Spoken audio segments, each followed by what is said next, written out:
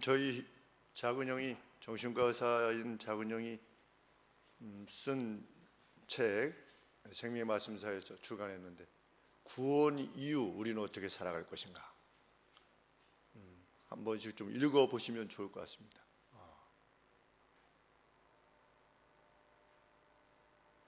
우리의 고민은 그것이겠습니다. 과연 우리가 하나님의 백성이 된 이후에 우리는 어떻게 무엇이 삶의 목표일 수 있는가, 그것을 늘 고민하면서 살아갈 수밖에 없는 저희들이기 때문입니다. 오늘 이 빌립보서의 이 본문이 매우 요긴한 것은 특별히 오늘날 기독교 내에 기독교를 마치 일반 윤리화시키는 이러한 가르침들이 있기 때문입니다. 그들은 기독교를 개인 윤리화 시킵니다. 성경은 예수 그리스도를 통한 구원, 부활, 천국, 영생,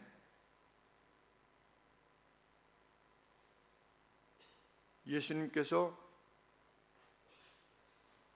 말씀을 통해서 그것을 밝히시고 그것이 인생의 최종 목표이고 주께서 오신 목적이라는 것을 분명히 하셨음에도 불구하고 그들의 입에는 영생, 부활, 천국, 죄사함 이런 내용들은 거의 없습니다. 그들은 개인의 윤리적 차원에서 복음을 말하려 합니다. 그래서 심지어는 예수님이 십자가에서 죽으셨다가 부활하셨느냐 부활하지 않으셨냐는 중요한 것이 아니다. 예수의 정신이 부활한 것이 중요한 것이다 라고 가르치기까지도 합니다. 그래서 우리가 자유신학이라고 이렇게 읽었는데 어느샌가 기독교 내에도 그러한 가르침들이 그러한 무리들이 생겨나게 되어서 정말 두려울 정도로 교회가 와해되는 것 같은 그러한 위험성을 지니게 되는 것입니다. 그들이 주로 하는 것은 무엇입니까? 예배당을 크게 짓는 교회를 공격합니다. 왜 예배당을 그렇게 크게 짓느냐? 우리는 예배당을 짓지 않는다. 그 돈이 있으면 가난한 사람들을 도와줘야 된다. 아버지로부터 아들에게 이어지는 담임 목사 직의 계승을 세습이라 이렇게 일컬으며 공격하고 법으로 그것을 막아서려고 합니다. 그래서 우리나라 교단들도 법으로 그것을 막아서는 그런 교단들이 생기게 되었습니다. 그걸 법으로 막을 수 있는 것인가 생각해 볼 때 참 안타까운 일이 아닐 수 없습니다. 그 누가 정말 약한 생각을 가지고 있는 그러한 연약한 교회라면 법으로 막아서면 어떻게 합니까? 정말 악한 생각을 가지고 있는 사람이라면 서로 바꾸는 겁니다. 이렇게 친구 목사님이 있으면 당신 아들 우리 교회로, 우리 아들 당신 교회로 얼마든지 할 수 있습니다. 악한 사람들은 늘 그럴 수 있습니다. 법의 문제가 아니라 그 법을 대하는 이들이 본질이 문제겠지요. 그런데 교회는 교회가 세워진 이후로 분명히 가라지들이 있었습니다. 그러나 교회에서 가라지를 쫓아내는 것을 사명인 양 여기는 것, 그것을 사명으로 예수님께서 말씀하시지 않으셨습니다.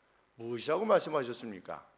뽑아버릴까요? 이랬을 때 교회 내에서 악한 짓을 행하는 이들을 그냥 뽑아버릴까요? 그랬더니 추수 때까지 어떻게 해라? 놓아둬라. 너희의 역할은 뽑는 게 아니다. 하나님 밭 주인은 누구입니까? 하나님 자신이십니다.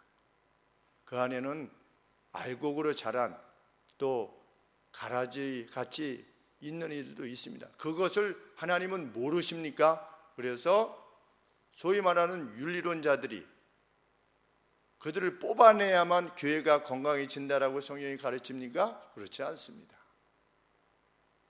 그럼에도 불구하고 그들은 교회 내에 그것들을 공격합니다. 대표적인 언론이 뉴스앤조입니다. 그들은 뉴스앤조인데 조이는 없습니다. 제가 조이에 관계되어진 내용을 읽어본 적이 없습니다. 읽으면 분노가 유발되는 그러한 교회의 연약함, 또 심지어는 교회의 죄악. 교회는 죄악을 짓지 않았습니까? 죄악을 짓지 않는 완벽한 공동체입니까? 그렇지 않습니다. 고린도 교회도 심각한 죄가 그 안에 있었습니다.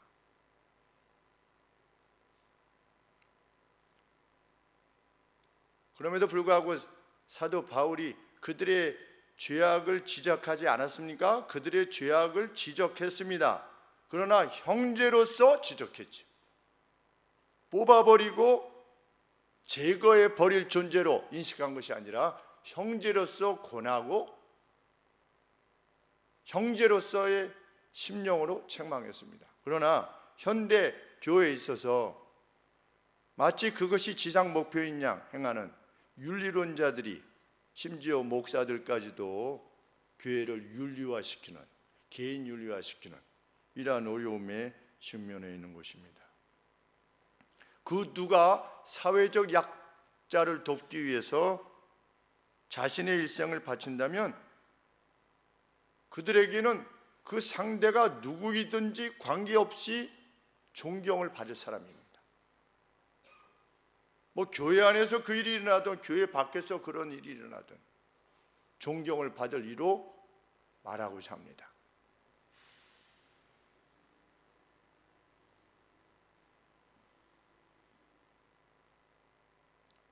누가 보기에 그 뛰어난 행위를 했다라고 생각하면 그가 어느 종교에 소속되어 있든지 관계없이 그를 높이고자 합니다. 단지 그들은 교회 안에 있을 뿐입니다.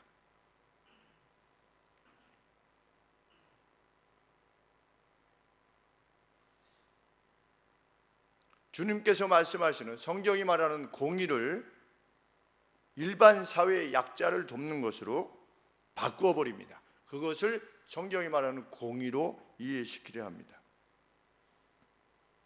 더 나아가서 그들은 동성애가 악한 것임을 명백히 밝히는 말씀에도 불구하고 예수님께서는 그들까지도 사랑하셨을 것이다 라는 말로 동성애를 옹호하고 나섭니다.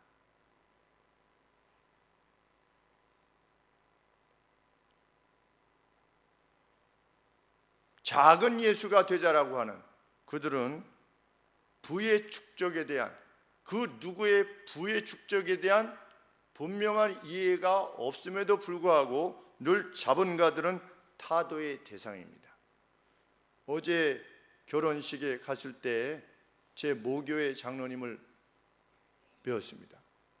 저보다 6살 위의 형님 장로님이신데 그 장로님께서 그런 말씀하셨습니다. 얼마 전에 금요 예배 시간 때 부목사님이 앞에 나오셔서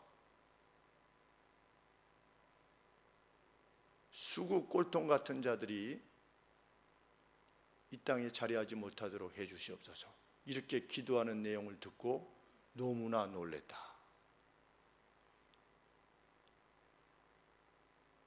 제가 자란 모교회는 정말 개혁적인 교회입니다.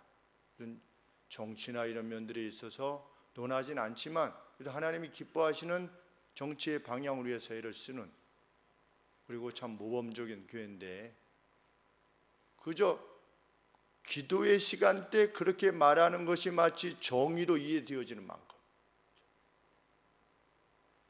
근데 그 목사님이, 부목사님이 한 분이 아니라 두 분이라고 하는 이야기를 듣는다. 얼마 되지 않는,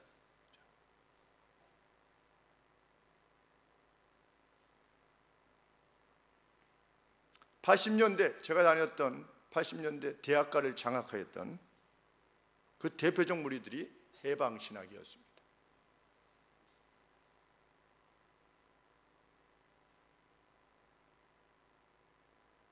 연세대학교 신학과를 다닐 때 그들은 예수님을 믿지 않아도 천국에 갈 수 있다라고 말했습니다. 그들이 추구했던 것은 정의였습니다.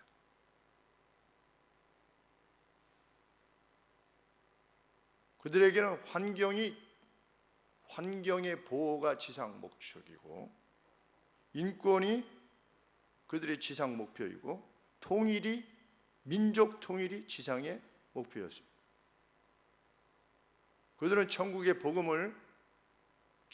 복음이 아닌 땅의 복음으로 변질시켜 오고, 그것을 복음이라, 굿뉴스라 이렇게 말해왔습니다. 그런데 그러한 무리들이 교회 내에 점차적으로 많아지고 있다는 사실이 실로 두려운 일들입니다.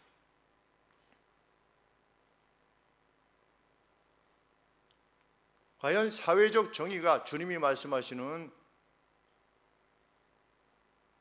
공의인가?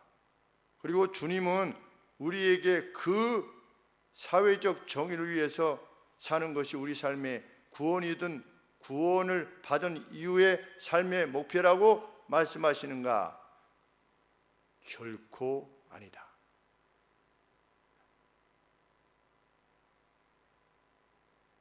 한 사람이 나와서 예수님께 요청했습니다. 주님, 선생이시여, 제 형에게 명해서 아버지의 유산을 저와 함께 나누게 하여 주시옵소서. 그것이 정의가 아니겠습니까? 형이 혼자 먹으려 합니다. 주님, 형에게 말씀하셔서 주님의 말씀이라면 들을 것 같으니 형에게 얘기해서 그것을 저와 나누도록 해 주십시오. 이렇게 요청을 했을 때 예수님께서 뭐라고 답변하셨습니까? 누가복음 12장 14절에 이 사람아, 누가 나를 너희의 재판장이나 물건 나누는 자로 세웠느냐, 이렇게 말씀하셨습니다. 내가 너희의 윤리를 위하여서, 너희가 말하는 공의를 위해서 이 땅에 온 줄로 아느냐?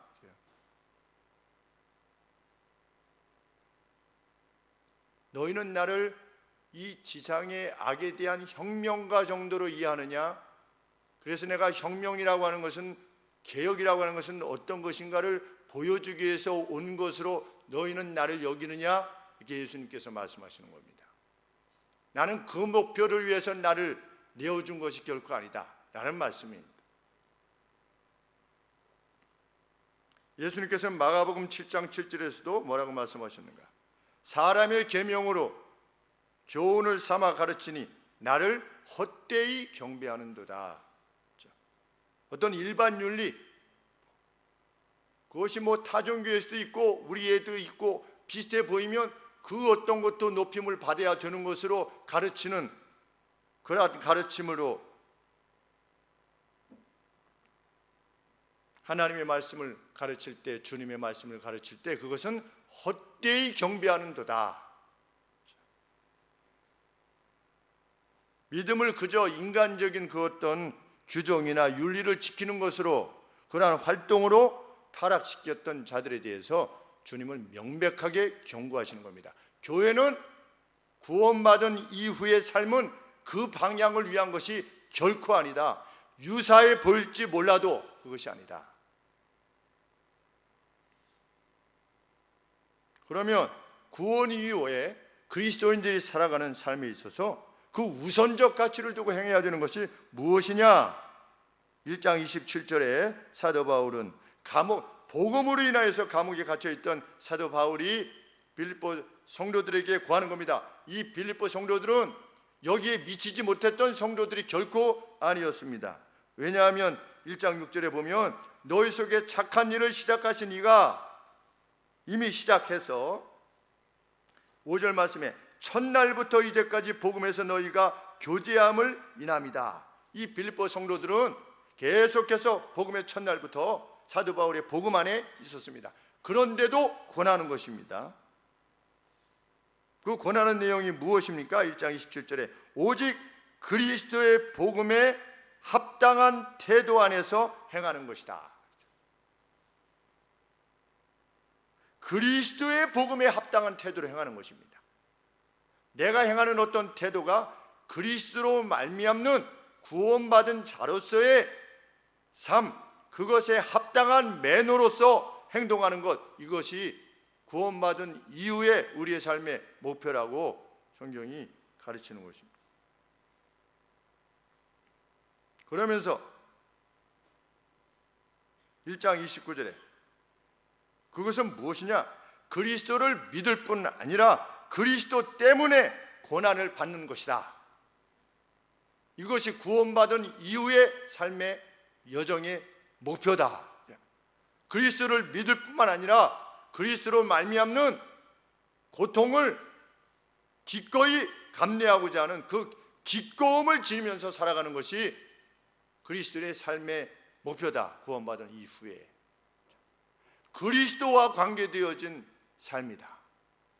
그것은 분투이다.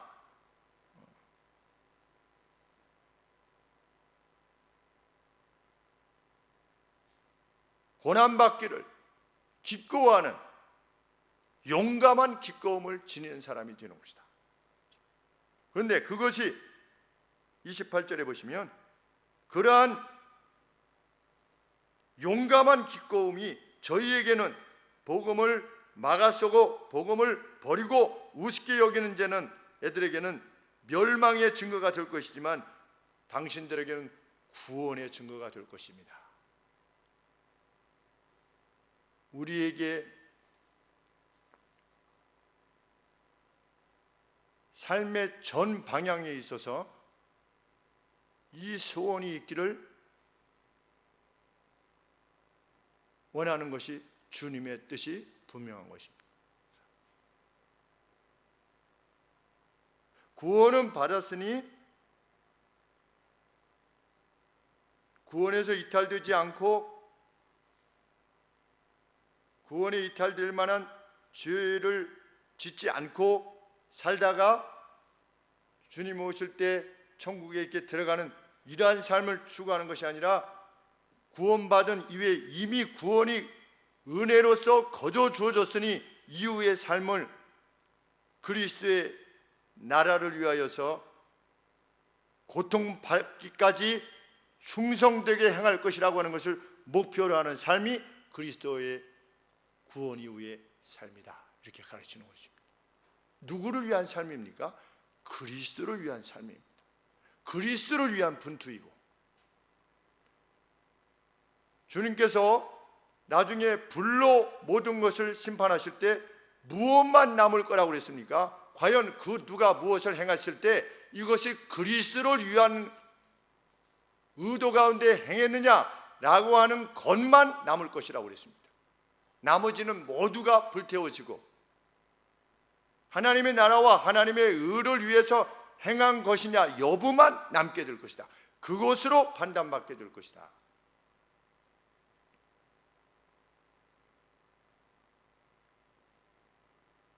그래서 2장 1절 이하에서 그리스도로부터 그 어떤 격려가 주어진다면 그 어떤 사랑의 위로나 성령의 교통하심이 있게 된다면 그래서 그것으로 말미암아 어떤 영적인 힘이 주어지고 기회가 주어진다면 그 주어지는 것을 가지고 무엇을 하라? 2절 말씀에 마음을 같이하여 같은 사랑을 가지고 뜻을 합하며 한 마음을 품어 무엇해라? 복음에 합당한 삶을 위해서 분투할 것을 요청하는 것입니다.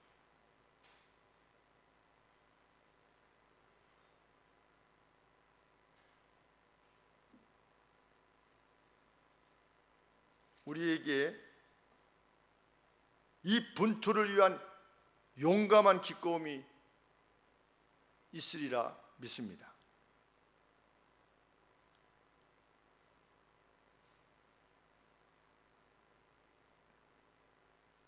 정말 우리 생명이 그분에 의해서 창조되었고 그분에 의해서 유지되어지며 그분에 의해서 영원히 보장될 것이라고 믿는 믿음을 지닌 이들이라면 마땅히 그렇게 하리라.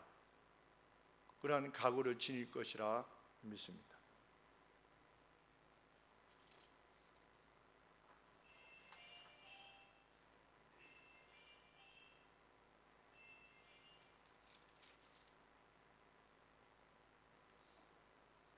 삼절 말씀에 이기심이나 헛된 자만심 그리고 자기 관심사로부터 유발된 그 어떤 것이라도 행하지 말라고 했는데, 그렇게 행하지 말아야 되는 이유는 헛된 자만심이나 이기심이나 자기 관심사로부터 유발된 것이 윤리적이지 않기 때문이 아니라, 어떤 개인적으로 비윤리적인 것이기 때문이 아니라, 그것이 복음을 위해서 한 마음으로 분투해야 되는 교회의 하나됨을 가로막기 때문이다. 이것이 사도 바울이 권하는 이유인 것입니다. 헛된 허영심으로 하지 말아라. 그러면 되겠느냐, 예수 믿는 사람이. 이런 차원이 아니라 헛된 자만심, 자기 이익, 이런 것들이 무엇을 가로막기 때문에 함께 분투해서 주의 나라를 위하여 싸워야 될 교회의 하나됨을 가로막기 때문에, 그런 것들로 발생되어지는 모든 것들은 결코 행하지 말 것을 요청하는 것입니다.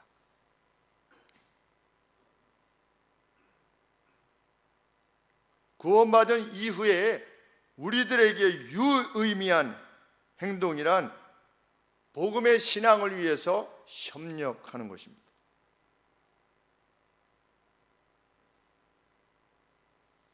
27절 말씀에 1장 27절 말씀. 내가 너희를 가보나 떠나 있으나 너희가 일심으로 서서 한 뜻으로 복음의 신앙을 위하여, 복음의 신앙 그랬습니다. Faith of the Gospel 그랬습니다. 믿음을 위하여 함께 협력한다고 했는데 strive라고 하는 단어를 썼습니다. strive, 그러니까 아주 분투하는 것입니다.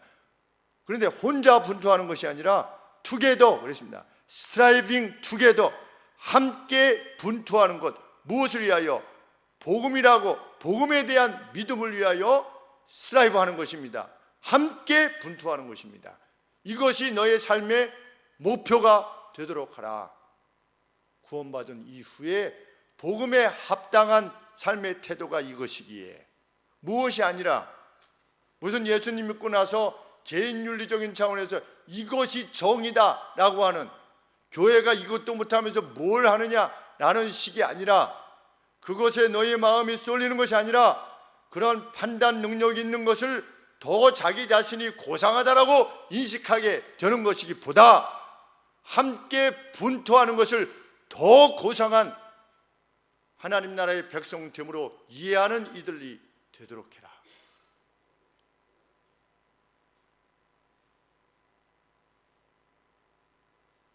복음 안에 있으면서도 복음을 비웃는 자들이 있습니다. 이따위가 무슨 복음이냐. 현실 교회는 늘 비웃음의 대상일 수 있습니다. 왜? 연약하니까, 우리가 완벽할 수 없으니까. 그러나 우리는, 남은 자들은 7천인을 남겨두실 것이라고 그랬는데, 남은 자들은 이것을 위하여 분투할 것입니다. 죽는 날까지.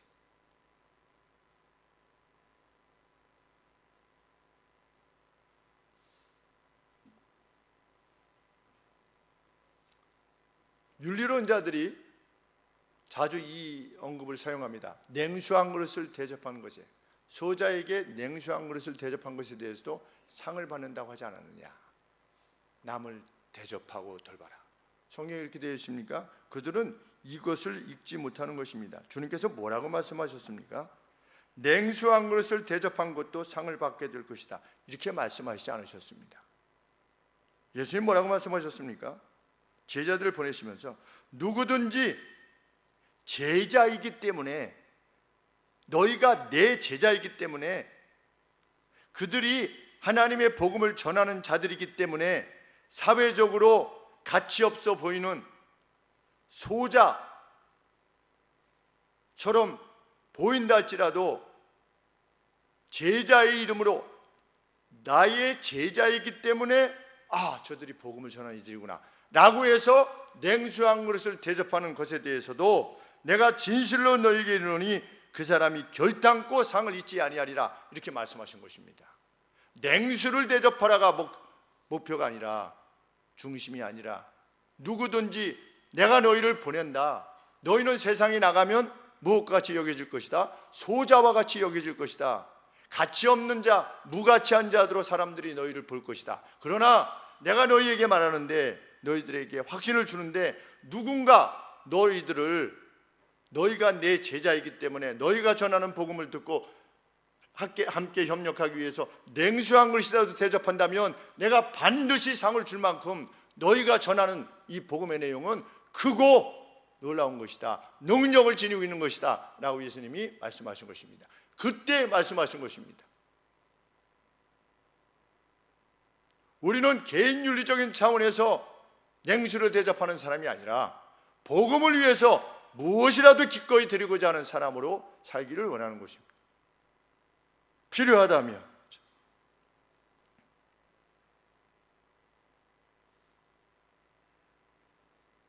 40년 전에 어린 저와 저희 친구들을 기르시기 위해서 그 여름에 에어컨이라고 하는 것도 없었던, 이제 선풍기 몇 개 있었던 그 여름철 뜨거운 날에 참 저희를 양육해 주시기 위해서 수고하셨던 그 선생님들의 수고를 주께서 반드시 기억하실 것이라 라고 하는 확신을 지니게 되는 것입니다. 그것이 그저 기대하고 바라보는 제자든 저에게 기쁨의 이유가 되는 것입니다.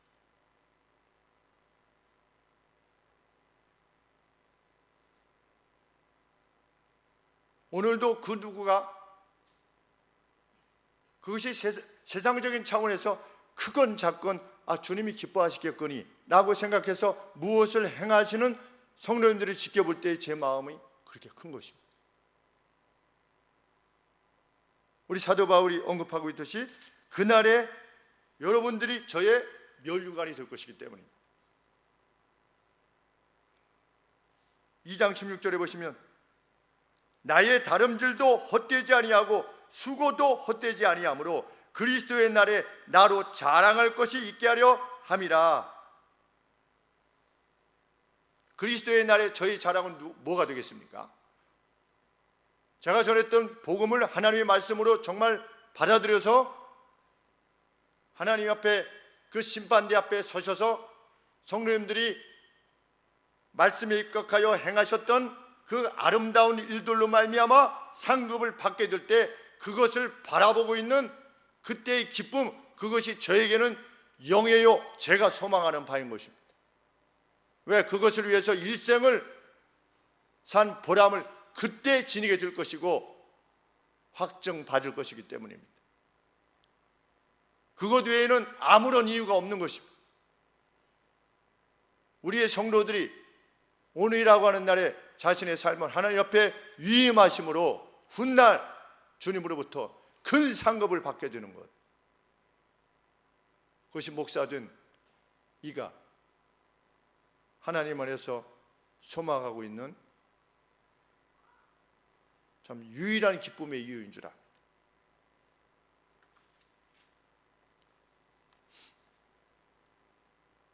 사도 바울은 이를 위해서 하나된 마음으로 분투하라. 그런데 이것이 단지 상급의 차원에서만 언급되는 것이 아니라고 하는 사실을 밝힙니다. 왜냐하면 2장 12절에 이렇게 언급하고 있기 때문입니다. 항상 복종하여 두렵고 떨림으로 너희의 구원을 성취하라. accomplish라고 하는 단어를 사용했습니다. 성취하라. 당신들의 구원을 성취하라. 두려움과 떨림으로, 무엇 때문에 두렵고 떨리는 것입니까? 13절 만에 우리 안에 행하시는 이가 하나님이시라고 하는 사실에, 하나님이 우리 안에 계셔서 무엇을 행하시는데요? 자기의 기쁘신 뜻을 위하여 우리로 하여금 뜻하게 하시고 행하게 하시는 겁니다.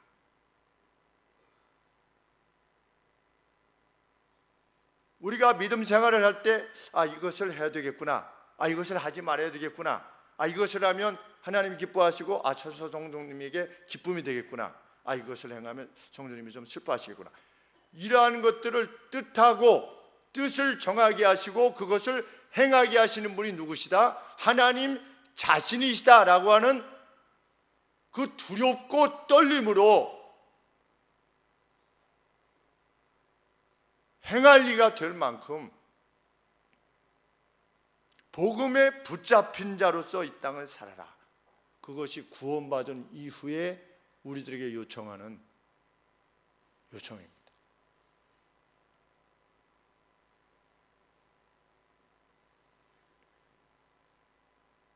그래서 사도 바울 자신도 무엇이라고 밝혔습니까?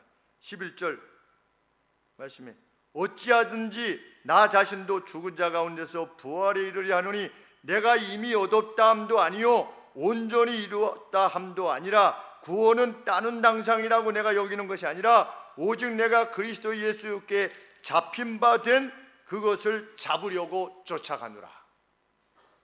나의 분투가 여러분들에게도 있기를 원합니다 라고 하는 것이 사도 바울의 권면입니다.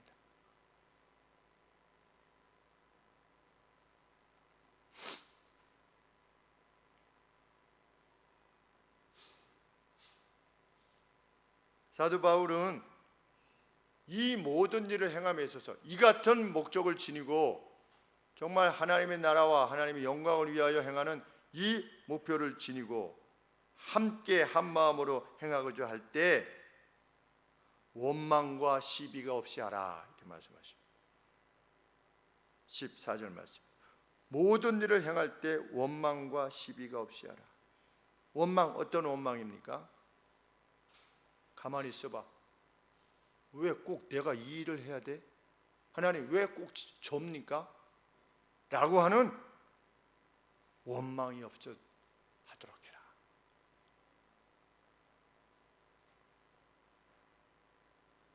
내가 꼭 이래야 되는 거야? 라고 행하기를 주저하며 스스로 되묻지 말라고 하는 것입니다. 정직한 나는 왜 늘 손해를 보아야 합니까? 라고 원망하지 말라는 것입니다. 그것이 하나님 보시기에 옳은 것이고 복음의 가치를 드러내는 것에 분명하다면 하나님 주님의 뜻대로 했는데 저는 왜 이렇게 되는 것입니까? 라고 원망하는 원망 없이 하라.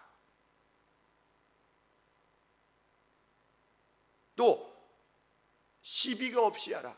논쟁이 없도록 해라.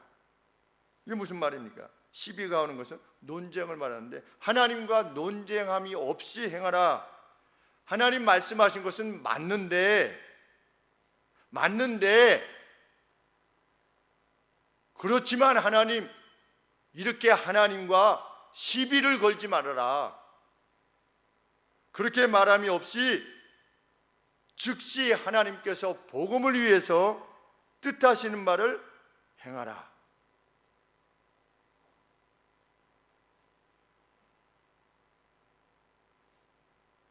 그러면 나는 예수님 뭐라고 말씀하셨습니까?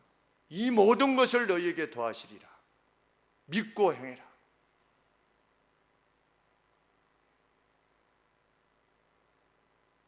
성경은 복음을 위해서 하나님께서 우리 안에 뜻하신 바가 가로막히지 않게 해라. 신속히 순종하는 자들이 되도록 하라. 하나님의 뜻 안에서 내 자신과 내 현재를 내어드리는 사람이 되라. 다가올 모든 것들에 대해서는 그분의 섭리에 맡기는 자들이 되라. 이것이 구원받은 이후에 그리스도의 삶이 될 것을 요청하는 것입니다. 그래서 터키의 성도들은 자기의 현재의 모든 것을 주께 위임하고 갑바도기아로 도망하여 살지 않았습니까? 갑바도기아로 도망한 것입니다. 복음을 위해서 도망한 것입니다. 일치된 마음으로 도망한 것입니다. 일치된 마음으로 모든 것을 버린 것입니다.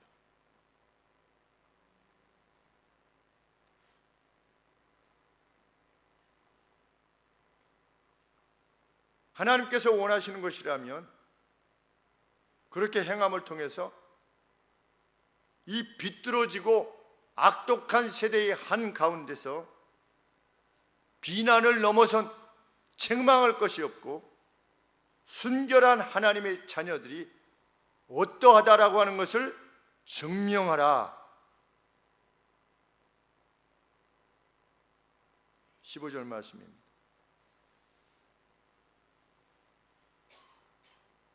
너희가 흠이 없고 순전하여 어그러지고 세대 가운데서 하나님의 흠없는 자녀로서 세상에서 그들 가운데 빛들로 나타내기를 소원해라. 그것이 우리 삶의 궁극적 목표입니다. 우리는 누가 이렇게 잘못했네, 저렇게 잘못했네, 이 사회가 무슨 부조리가 가득 찼네, 뭐 가진 자들이 어떻게 했네, 기득권자들이 어떻게 했네, 무슨 제도가 틀렸네, 맞았네, 이런 이들이 아니라 성경에서 우리에게 요청하는 그 옳고 정결한 바가 있다면, 하나님께서 우리 안에 뜻하게 하신다면 그것을 주저함이 없이 행하는 이들이 되도록 해라. 이 시대의 가치가 어떻게 변하든지, 시대의 법이 어떻게 변하든지,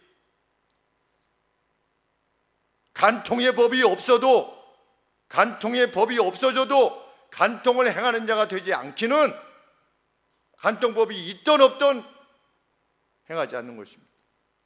우리는 법이 없어도 법망을 피하여 행하는 자가 되는 것이 아니라 법 본래의 정신, 우리가 서로 공평하고 행함에 있어서 진실함이 되기를 원하여서 모든 사람들이 합의하여서 이룬 그러한 법들을 마음으로부터 준수하는 자들이 되라.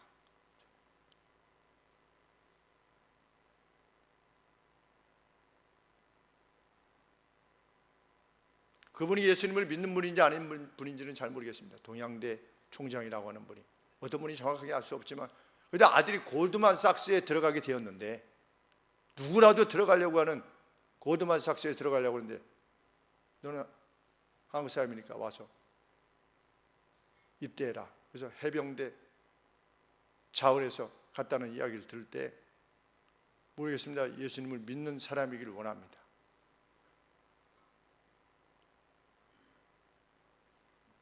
하나님의 사람은 어떤 사람입니까? 그 이상의 사람인 것입니다. 법이 필요 없는 사람. 왜? 하나님의 법이 있으니까.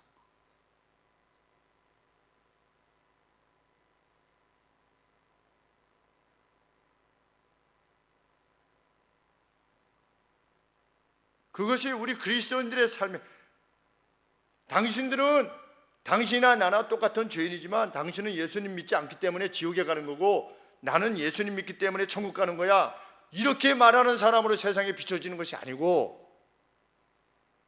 당신이나 내나 죄 가운데 있었지만 나는 거저받은 은혜로 말미암아 구원을 얻게 되어서, 그래서 나는 이후로 이전에 내가 살았던 방식과 전혀 구별된 삶의 방식으로 내 삶을 앞으로 살아갈 것이요, 완벽하지는 못하지만 그래도 내 안에 예수님이 누구신가를 세상에 드러내기 위해서 나는 앞으로 이렇게 살기를 소원하는 사람이요, 그러니 당신도 같이 예수 믿으십시다 라고 할 수 있는 사람이 되라는 것입니다.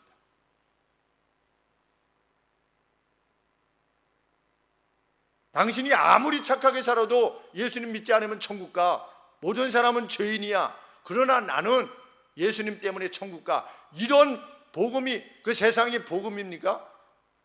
그게 무슨 복음입니까? 그것이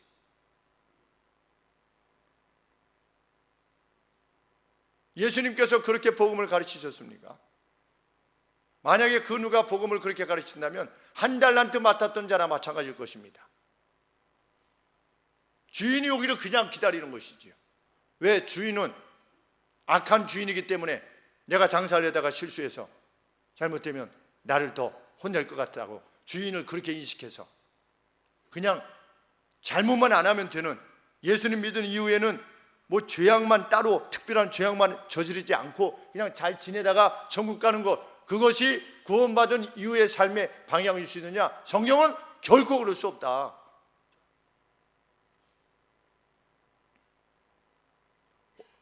정말 우리가 보기에도 이 현재의 세상이 얼마나 왜곡되어 있습니까? 얼마나 왜곡되어 있습니까?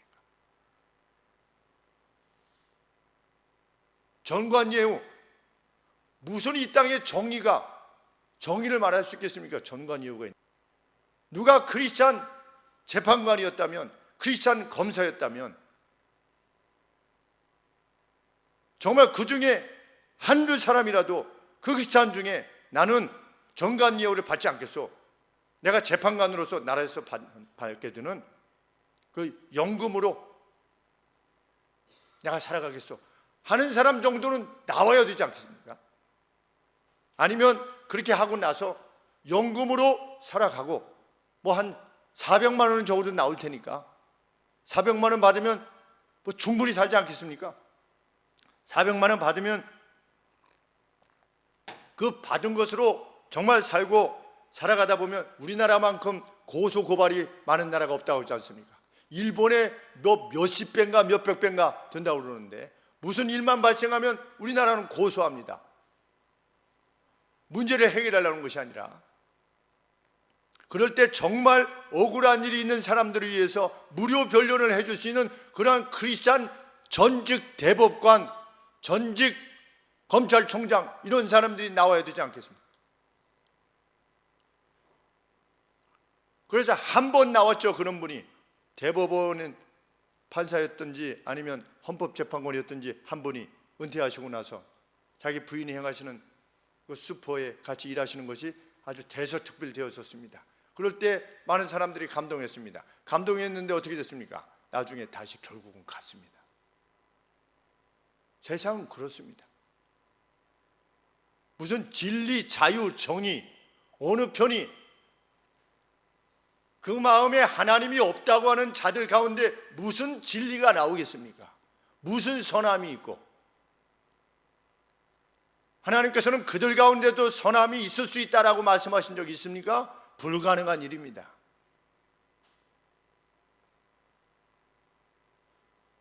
너희가 이 어그러진, 이 왜곡되고 거스리는 이 세대 가운데서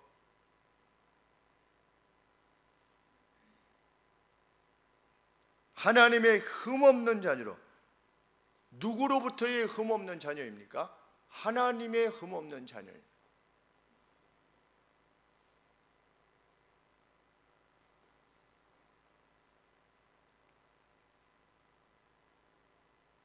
당신들이 진정으로 탁탁 털어도, 청문회를 해도 순결함이 드러나는, 오히려 청문회를 하면 그 감춰졌던 순결함과 그 감춰졌던 의로움과 거룩함과 진실함이 드러나는 그런 사람이 되도록 해라. 그것이 우리 구원받은 이후의 삶의 내용이기를 그렇게 간절히 소원하는 것입니다. 교회도 사람들이 모인 것이야. 예수 믿는 사람들도 다 똑같아. 그러한 패배의식에 젖지 말고 하나님의 자녀들이 어떨 수 있는가에 대한 하나님 자녀로서의 존재 증명을 하라는 것입니다. 이것이 우리 삶에 열망하는 것이 되도록 해라. 누가 보더라도, 믿지 않는 외인들이 보더라도 그런 이들이 되라. 마음에 분노가 가득 찬 이들이 아니라, 나는 제대로 해보려고 하는데 이 사회가 이래서 나는 제대로 못한다 라고 하는 식의, 그래서 불평이나 하고 웅얼거리나 하는 그런 사람이 되는 것이 아니라, 세상이 교회를 바라볼 때 얼마나 날카롭게 우리 교회를 비평합니까? 그리고 그들이 우리를 비난하는 이유 중에는 불합리한 것들이 참으로 많습니다. 그럼에도 불구하고 그들조차도 입을 다물게 되는 만큼, 그렇게 될 만큼 우리의 순결함을 드러내도록 하라. 비긴 어게인이라고 하는 프로그램을 보았습니다. 가수들이 이렇게 뭐 이탈리아 이런 데 가서 이렇게 거리에서 노래 부르는 이 방송인데, 박정영이라고 하는 그 여자분이 주로 해가지고 이제 노래 부르는 건데, 뭐 이탈리아에서 마지막 밤이라고 하는데 노래를 정말 잘 부르더라고요. 목사님 딸이라고 하는데, 참 그 아름다운 소리로 찬양을 이렇게 했으면 얼마나 좋았을까, 이런 생각을 더욱 해보게 되는데, 그 이제 루프탑이라고 하는 그 몇 층 되는 거기 제일 위에 그 테라스에 이제 음식도 팔고 커피도 팔고 하는데, 그 이전에 여러분도 보셨는지 모르겠지만 악사들이 나와가지고서 이제 돈을 받고 이게 연주를 해주면 사람들이 거기서 이제 먹는 데인데, 이 한국 사람들이 가니까 거기 가서 이제 자리하고 있으니까 이 나머지 사람들이 아주 시큰둥한 표정으로, 초반에 시큰둥한 표정으로 좀 뭐 어디서 불러온 악사들인가, 동양 악사들이네, 이러한 표정으로 이렇게 지켜보다가 이 정연 뭐 김필 뭐 이런 사람들이, 저도 김필이라는 사람을 처음 이야기를 들었는데 이름을 알았는데, 부르기 시작하니까 점점 어떻게 됩니까? 이 표정이 변하는 겁니다. 가사를 몰라도 이게 최고급 수준이구나 라고 하는 것은 인식하는 겁니다. 가사를 몰라도 감동하는 겁니다. 그래서 막 일어나서 박수치고 뭐 브라바 브라비 막 이렇게 하는데, 성경은 우리의 삶이, 세상 사람들이 우리 예수님을 믿는 사람들, 지네들만 알고 아주 깍쟁이고 뭐 지네들만 천국 간다고 하고 라고 세상들이 우리에게 그 불합리한 비평을 던지는 이런 상황 가운데서도, 실제로 우리의 삶을 조금만 들여다보면 그들이 처음에 별것 아닌 모습으로 좀 뭐 무슨 악사야 라고 했던 이들이 그 얼굴이 변하고 일어나서 박수를 치는 것만큼이나 우리의 삶의 내용을 정말 조금이라도 인식하게 된다면,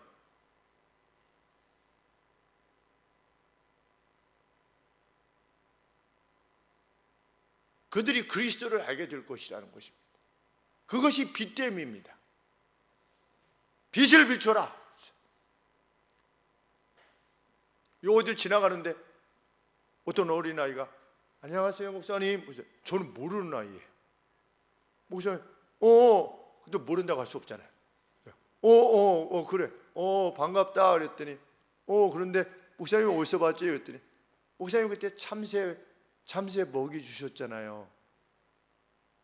깜짝 놀랐어요.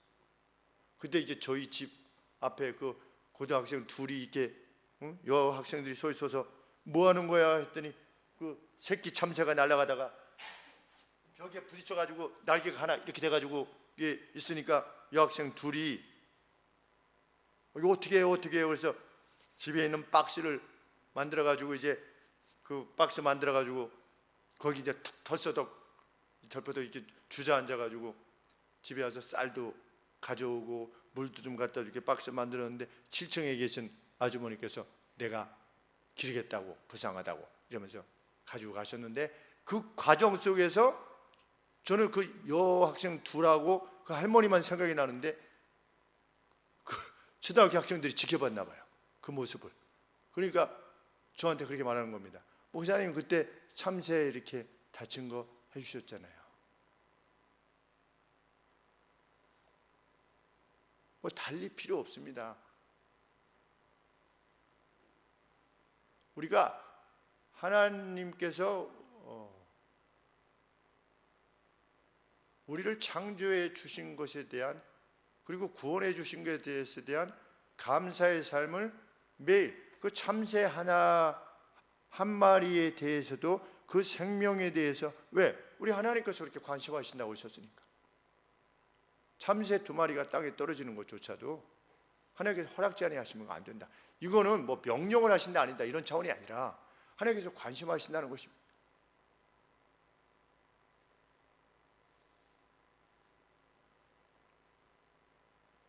미시건에서 있을 때, 그랜드 레피드에 있을 때 주일날 이제 마이어라고 하는 거기에 잠깐 들릴 때가 있었었는데, 그 마이어라고 하는 몰 앞에 이렇게 잠깐 서 있었는데 비가 막 엄청 쏟아졌어요. 근데 카트 하나가 이 그냥 주차장 내리막으로 막 이게 굴러내려가는 거예요. 카트에 이게 뭐가 이렇게 가득 찼는데, 근데 그게 이제 막 내려가면 뒤집어지는 것도 문제지만 그 밑에 있던 차에 부딪히면 뭔가 이렇게 큰 손해가 될 것 같아서 이렇게 양복 입었는데 뭐 이렇게 주저할 생각이 없이 그냥 막 뛰어가가지고서 그래가지고 그 물에 빠진 쥐처럼 제가 그렇게 됐어요. 그래가지고 이제 양복도 다 젖고 그래가지고 이제 카트를 끌어왔더니 흑인 점잖게 생기신 분이 그 카트 주인이었나 봐요. I really appreciate it. 진심으로 고맙습니다. 이런 처음 3년 동안 그 그랜드 레피드에 있으면서 really appreciate, 진실로 감사합니다라는 말은 처음이자 마지막으로 들은 겁니다. 무엇 할 때, 사랑을 표현할 때 뭐 오시고 뭐시고 없는 거지요.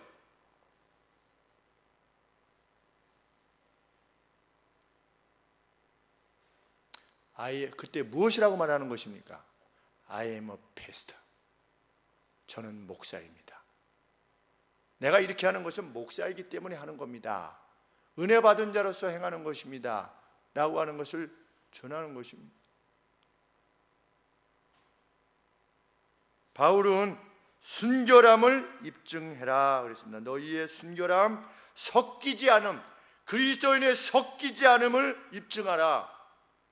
우리 얼마나 크리스찬 지도자들이 많았습니까? 김영삼, 이명박, 이낙연, 김부겸, 정경두, 이분들이 다 누굽니까? 교회에서 중직자들입니다. 우리는 그들보다 더 나은 사람들이기를, 그분들이 실제로 어떻게 하는지는 잘 모르겠지만 세상이 그분들을 인식할 때 그분들은 흠없는 사람들로 세상에서 인식되고 있는가. 정말 하나님이 말씀하시는 다니엘과 요셉과 같은 모습으로 오늘을 살아가고 있는가 그들이.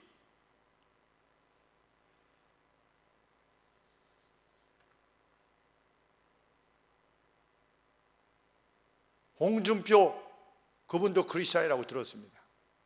그분들이 다 그렇게 세상 사람들로부터 높임을 받고 영예를 지니며 살아가고 있는가?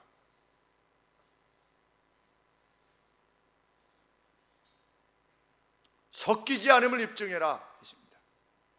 일산에 바람이 불어가지고 그 벽이 무슨 저기 일산에 어디에 놀이터도 있고 하는 거기 무슨 건물 벽에 이렇게 외곽이 떨어져 나갔다는 이야기를 들었는데 그걸 보니까 어떻습니까? 외벽은 못 떨어졌는데 그 안에 뭐로 되어 있습니까?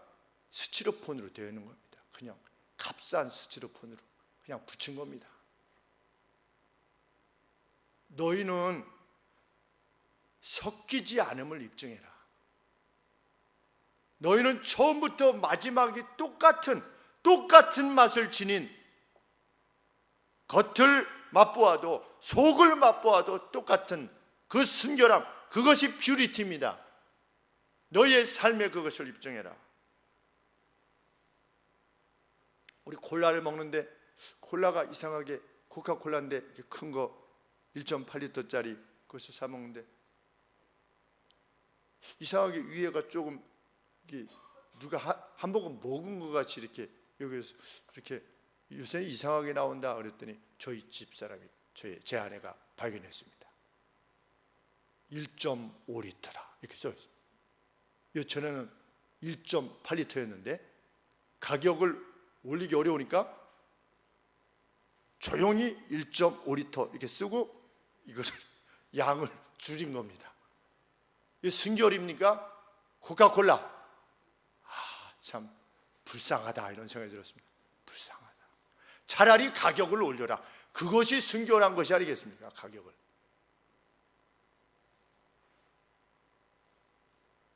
우리가 왜 그렇게 순결함을 입증하며 그리스도인의 그리스도인됨을 우리가 신의 명령을 좇는 이들임을 세상에 드러내야 됩니까? 어둠을 몰아내는 빛이 되어 주어야 하기 때문입니다. 우리는 세상도 살려야 하기 때문입니다.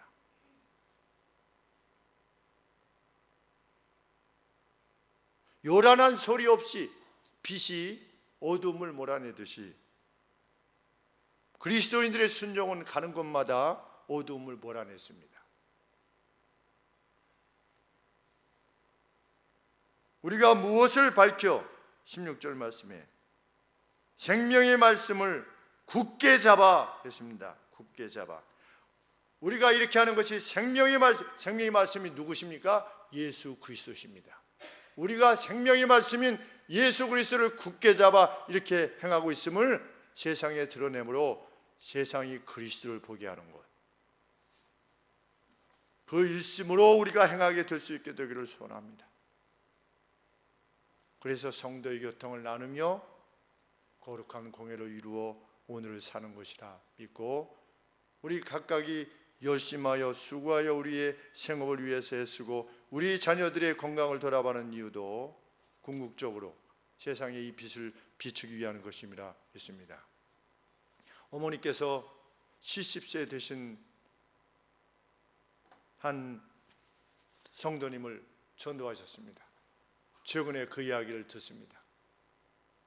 그 친구의 그 성도님의 언니께서 압구정동에 아주 잘 사시는 분이신데, 참 이전에 모든 것을 잃어버린 가운데서 예수 그리스도를 새로 믿게 된 동생의 그 변화를 보고 나도 너를 보고 예수를 믿어야 되겠다.